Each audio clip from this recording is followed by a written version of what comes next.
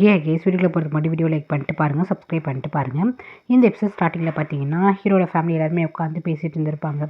ஓரளவுக்கு வந்துட்டு சூடி வந்து மாறிட்டாங்க அப்படின்னு சொல்லிட்டு பேசிகிட்டு இருக்கும்போது, அப்போ ஹீரோ வீட்டில் இருக்க வேலை பார்க்குறவங்க வந்துட்டு இந்த மாதிரி உங்களுக்கு ஃபோன் கால் வந்திருக்கு, யாரோ லேடி பேசுகிறாங்க போது ஹீரோயின் நினச்சி போனால் சரி யாரை தான் பேசுகிறான்னு சொல்லிட்டு ஃபோனை அட்டன் பண்ணால், இங்கே நம்ம ஹீரோயின் தான் பேசுவாள். இந்த மாதிரி உங்ககிட்ட நான் தனியாக பேசணும், இந்த கல்யாணத்தை பற்றி தான் பேசணும், இந்த மாதிரி ஸ்டெப் மாம் வந்து ஒரு பிளானில் இருக்காங்க, ப்ளீஸ் எனக்கு டைம் கொடுத்து என்னை பார்க்க வாங்க அப்படின்னு நம்ம ஹீரோயின் வந்து பேசிட்டு ஃபோன் வச்சுருவான்.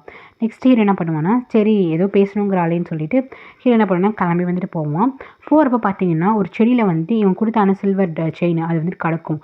ஸோ பார்த்துட்டு ஹீரோ வந்துட்டு ஏதோ தூக்கி எறிஞ்ச மாதிரி இருக்கும். அவனுக்கு பார்த்துமே கொஞ்சம் டென்ஷன் ஆகிடும், என்னடா இதுன்னு சொல்லி தூக்கி போட்டிருக்கான்ட்டு. அப்போ ஹீரோ வந்து கிராஸ் பண்ணும்போது ஸ்டெப்பாமும் சரி சாயம் வந்துட்டு பேசிகிட்டு இருப்பாங்க. அப்போ வந்துட்டு ஸ்டெப்பும் என்ன கேட்பாங்கன்னா, எதுக்கு வந்து ஹீரோயின் நேற்று வந்துட்டு ஒரு ரூம் வாசல் வந்து நிற்கிறா அப்படின்னு சொல்லிட்டு ரொம்ப டவுட்டாக வந்து கேட்பாங்களா. எனக்கு ஏதோ சரிப்பட்டு வரல, இங்கே பாரு உனக்கும் நீக்கும் வந்துட்டு என்கேஜ்மெண்ட் ஆக போகுது, நீ ஹீரோயின்கிட்ட வந்துட்டு இந்த மாதிரிலாம் வந்துட்டு தனியெல்லாம் பேசக்கூடாது அப்படின்னு சொல்லிட்டு ஒரு மாதிரி வந்துட்டு இவங்க பேசுகிறாங்க. தப்பாக நம்ம ஹீரோயின் வந்து போர்ட்ரேட் பண்ணி பேசுகிறாங்க.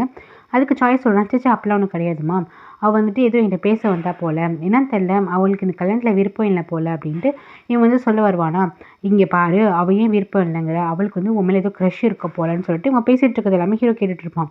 ஸோ ஹீரோ வந்துட்டு ஹீரோயின் வந்துட்டு ஸ்டார்டிங்லேருந்து வந்துட்டு நீ இந்த வீட்டுக்கு வர வேணாம், இந்த கல்யாணம் நடக்கக்கூடாது அப்படிங்கிற மாதிரி தானே பேசிகிட்டு இருப்பா. இப்போ வந்துட்டு இவன் என்ன நினச்சிக்கிறான்னா தப்பாகவே நினச்சிக்கிறான் இவங்க பேசுறதை வச்சு. ஸோ என்ன சொல்கிறேன், இல்லைம்மா அப்பெல்லாம் வந்து அந்த மாதிரிலாம் நம்ம ஹீரோயின் வந்து நினைக்க மாட்டா, நீங்கள் தப்பாக நினைக்கிறீங்க போது இல்லை அவள் இந்த கல்யாணத்தை ஸ்டாப் பண்ணுறதுக்கு நிறைய விஷயம் பண்ணிகிட்ருக்கா, அதனால தான் சொல்கிறேன், நீ வந்து கொஞ்சம் ஜாக்கிரதையாக இருந்துக்கோ. வன்சிகா வந்து உனக்கு என்ன தான் இருந்தாலுமே உங்கள் பிளட்டு, ஸோ அவகிட்ட கொஞ்சம் தண்ணியாக தான் இருக்கணும், அவன் வந்துட்டு உனக்கு தங்கச்சி முறை தான் அப்படின்னு சொல்லிட்டு இருப்பாங்களா. இதெல்லாம் நம்ம ஹீரோ காதில் வாங்கிட்டு தப்பாக நினச்சிப்பான். இங்கே நம்ம ஹீரோயின் வந்து இந்த குளத்து பக்கத்தில் வந்து வெயிட் பண்ணிட்டு இருப்பான். அப்போ கரெக்டாக வந்துட்டு இவன் போவானா.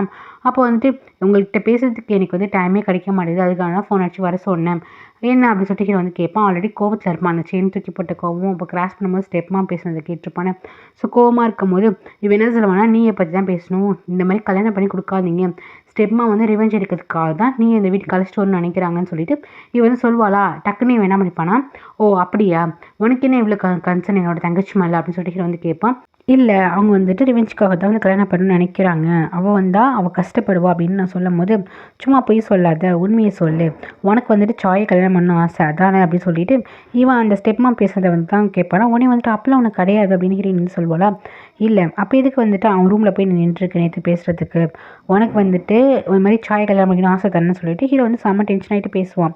ஏன்னா உனக்கு ஒரு அண்ணன் மாதிரி தானே அப்படின்ட்டு ஹீரோக்கு வந்துட்டு கோவம் வரும். பார்க்க வந்துட்டு அப்பாவி மாதிரி மூஞ்சி வச்சுட்டு இந்த மாதிரி வேலைலாம் பண்ணிகிட்ருக்கியா, அப்படியே இன்னசென்ட் மாதிரி இருக்க, ஆனால் வந்துட்டு மற்றவங்கள அப்படியே வந்துட்டு செடியூஸ் பண்ணுறல்ல அப்படின்னு சொல்லிட்டு ஹீரோ வந்துட்டு கோவப்பட்டு திட்ட ஆரம்பிப்பான்.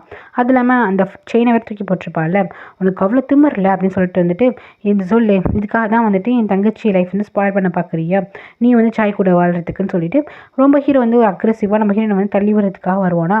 ஹீரோயின் வந்துட்டு அப்பெல்லாம் உனக்கு கிடையாதுன்னு சொல்லிட்டு இருப்பா. அதுக்கப்புறம் அவங்க வீட்டுக்கு போயிடுவான். அதுக்கப்புறம் ஸ்டெப் மாம் வந்துட்டு ஹீரோனை கூப்பிட்டு இந்த மாதிரி நீ ஹீரோ வீட்டுக்கு கால் பண்ணியிருக்க போல் எனக்கு தெரிஞ்சு போச்சு, உனக்கு எவ்வளோ தெரியுமா தான் நீ இந்த மாதிரி பண்ணியிருப்ப, ஒழுங்கு மரியாதை அந்த தோட்டத்தை வந்துட்டு நீ தான் க்ளீன் பண்ணும் அப்படின்னு சொல்லிட்டு பனிஷ்மெண்ட் கொடுத்துருவாங்க. நெக்ஸ்ட் பார்த்தீங்கன்னா இங்கே வந்துட்டு யாடா வீட்டுக்கு என்ன பண்ணுவாங்க, ரவுடிங்கெல்லாம் வந்து நிறையா வந்து சியா கிட்ட வந்து கடன் வாங்கி வச்சிருப்பாரா. ஸோ அதை வந்துட்டு கடனை வந்துட்டு வாங்குறதுக்கு வருவாங்க. அப்போது உங்ககிட்ட வந்துட்டு காசு இல்லைன்னா உன் பொண்ணை அமுச்சு விடு அப்படின்னு சொல்லிட்டு இப்படி வந்து டெபிட்டுக்கு வர அப்படின்னு சொல்லுவாங்களா. உடனே வந்துட்டு உங்கள் அப்பா அமைதியாக இருப்பார். உடனே கேட்பா, அப்பா என்ன இது இவன் இப்படி பேசுகிறான், எப்படியாச்சும் வந்துட்டு செட்டில் பண்ணி காசு கொடுக்க பாருங்க அப்படின்னு சொல்லிட்டு இப்போ சொல்லுவாள். லாஸ்ட்டில் பார்த்தீங்கன்னா அவங்க அப்பா கிட்ட காசே இருக்காது, தான் பொண்ணு என்ன பண்ணிடுவாருன்னா அமுச்சு வச்சிருவார். இவளுக்கு விருப்பமே இருக்காது, ஒரு நைட் ஃபுல்லாக வந்து ஸ்டே பண்ணுற மாதிரி ஆகிடும், ஸ்லீப் பண்ணுற மாதிரி ஆகிடும். அதுக்கப்புறம் நெக்ஸ்ட் டே என்ன பண்ணுவான்னா கிளம்புவாளா. எங்கே நீ போகிற, நீ வந்துட்டு ஜஸ்ட் அந்த டெபிட் மட்டும் தான் வந்துட்டு கழிச்சிருக்க, அதுக்கப்புறம் நான் அசல்லாம் இருக்குது, ஸோ அது எல்லாத்தையுமே வந்துட்டு நீ இது பண்ணணும், இன்றைக்கி ஃபுல்லாக என் கூட தான் இருக்கணும், இன்றைக்கி ஒரு டே ஃபுல்லாக என் கூட தான் இருக்கணும் அப்படின்னு சொல்லிட்டு இந்த சியா வந்துட்டு யாடா வந்து டார்ச்சர் பண்ணிகிட்டு இருக்கான். இங்கே ஜேட் என்ன பண்ணுவான்னா ஒரு கேக் வாங்கிட்டு வந்துட்டு நீக்கிட்ட வந்து கொடுப்பா, இந்த மாதிரி உங்களுக்கு கல்யாணம் இல்லை அப்படின்னு சொல்லிட்டு. ஸோ நீ கல்யாணம் ஆக போதில்லைன்னு சொல்லிட்டு ஒரு கேக் வந்து ஒரு கிஃப்ட் வாங்கிட்டு வந்து கொடுப்பான். இவன் வந்துட்டு இல்லை இப்போ கல்யாணம் இல்லைங்க போல. அப்போ ஜேட் வந்து என்னாச்சு அப்படின்னு சொல்லிட்டு கேட்கும்போது, இல்லை கல்யாணம் வந்துட்டு லேட்டாக தான் பண்ண போகிறோம், இப்போதைக்கு என்கேஜ்மெண்ட் பண்ணலான்னு இருக்கோம், ஏன் என்ன ஆச்சு அப்படின்னு சொல்லிட்டு வந்து கேட்பான். உடனே லைட்டாக வந்து கொஞ்சம் சந்தோஷம் இருக்கும், ஏன்னா லேட்டாக தானே கல்யாணம் ஆக போகுது அப்படின்ட்டு. ஏன் உங்களுக்கு என்ன ஹாப்பி அப்படிங்கிற மாதிரி கேட்பாளா. அதுக்கப்புறம் அதுக்குள்ளே ஹீரோ வந்துடுவான். அப்படியே வந்துட்டு 2 பேரும் பேச ஆரம்பிச்சிடுவாங்க. இங்கே பாரு என்ன போப்போ காஃபி போட்டு கொடு, நாளைக்கு ஹஸ்பண்ட் வீட்டுக்கு போயிட்டேன்னா காஃபிலாம் போட்டு தரணும்ல அப்படின்னு சொல்லிட்டு கலாச்சிட்டு இருப்பாங்க. இதெல்லாமே ஜேட் வந்துட்டு பாவமாக பார்த்துட்ருப்பான். நெக்ஸ்ட்டு இங்கே வந்து சென்னுக்கு வந்துட்டு ஒரு மாதிரி பேட்டி ஞாபகமாக இருக்கும். ஸோ பேட்டியோட வீட்டுக்கு வந்துட்டு கால் பண்ணுவான். இவள் ட்ரிங்க்ஸ் பண்ணிட்டு இருப்பாளா, வேணாம் இதை வந்துட்டு கண்டிப்பாக அந்த ஸ்டெப் மாம் தான் கால் பண்ணுவாள். நான் என்னை ஃபோன் எடுத்தேன்னா அவன் வந்து திட்டுவா, எனக்கு வந்துட்டு மூட் இல்லைன்னு சொல்லிட்டு ஃபோன் எடுக்க மாட்டான். இவன் ட்ரை பண்ணி பார்த்துட்டு வச்சுட்டு போயிடுவான்.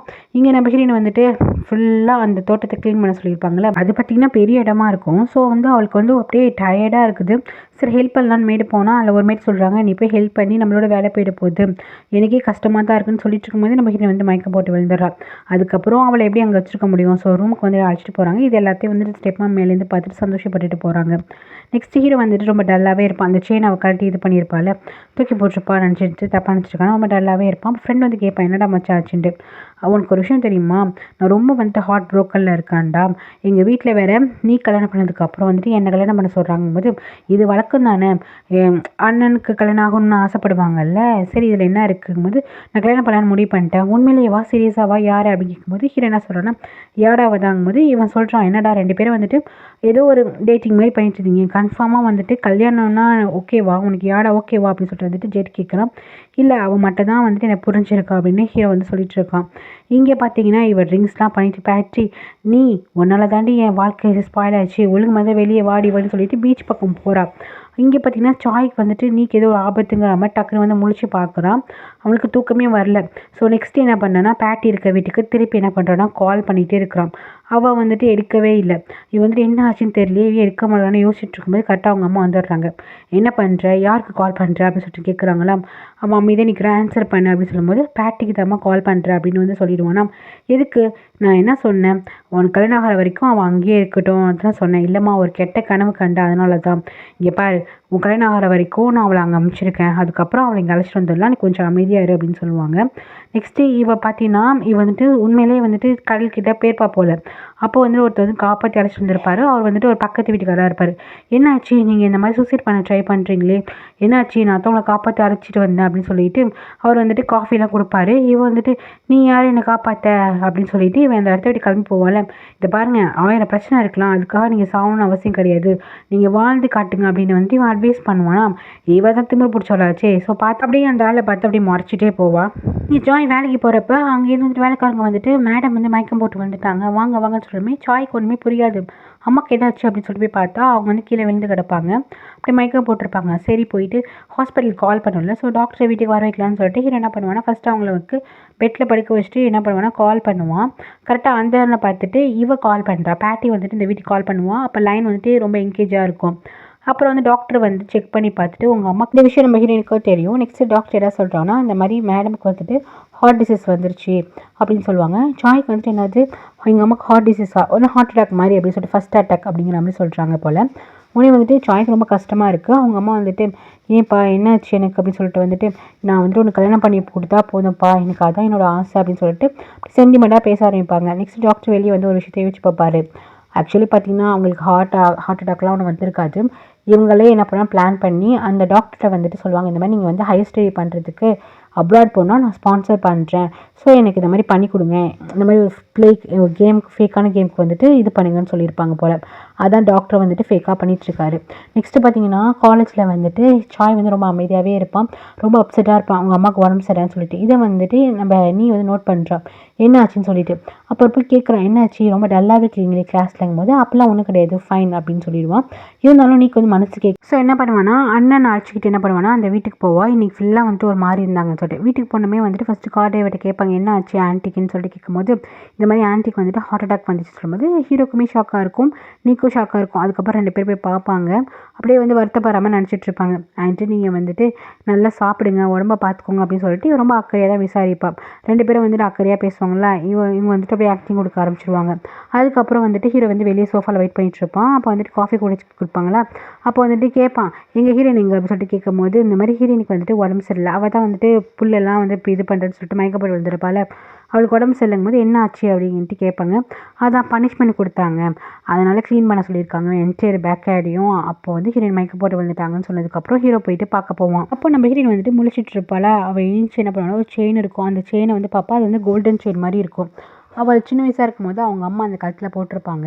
அம்மா அந்த ஹாட் டாலர் ரொம்ப நல்லா இருக்குது அப்படின்னு சொல்லுவாள். உடனே எங்கள் அம்மா வந்து கழட்டி வந்து கொடுத்துட்டு உனக்கு பிடிச்சிருக்கா, இது வந்து உங்கள் அப்பா எனக்கு ப்ரெசென்ட் பண்ணது தான், இந்த அவனுக்கு பிடிச்சிருந்தா நீ வச்சுக்கோ அப்படின்னு சொல்லி கொடுத்துருப்பாங்க. அவள் அம்மா நம்ம அதை பார்த்துட்டு இருப்பாள். ஹீரோ கரெக்டாக உள்ளே போகும்போது கையில் வந்துட்டு அந்த கோல்டன் செயின் இருக்கும். இதை பார்த்தனுமே அவன் தப்பாக நினச்சிப்பான். ஸோ சில்வரை தூக்கி போட்டு கோல்டு வச்சிருக்க, நீ சரியான ஆள் தான் அப்படிங்கிற மாதிரி ஹீரோ வந்து தப்பாக நினச்சிப்பான். இங்கே பார்த்தீங்கன்னா நீ என்ன பண்ணுவான்னா, ஆன்ட்டி நீங்கள் நல்லா சாப்பிடணும்னு சொல்லிட்டு வந்து ஊற்றி விடுவா. ஆனால் இவங்களுக்கு சுத்தமாகவே பிடிக்காது.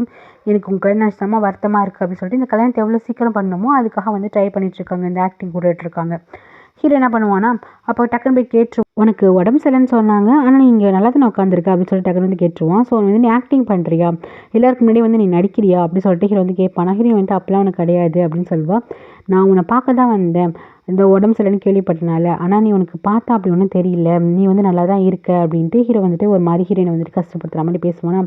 அதுக்கப்புறம் வந்துட்டு என்ன சாய்க்கு வந்துட்டு அட்டென்ஷன் எதிர்பார்க்குறியா சாய்கிட்டேருந்து அப்படின்னு சொல்லிட்டு ஒரு மாதிரி கேட்கும்போது ஹீரோயின் சொல்லாத, பாருங்க நீங்கள் மிஸ் அண்டர்ஸ்டாண்டிங் பண்ணியிருக்கீங்க, சாய் நானும் வந்துட்டு ஒரு அண்ணன் தங்கச்சி ரிலேஷன்ஷிப் தான், அதுக்கு தவிர்த்து வேறு ஒன்றும் கிடையாது.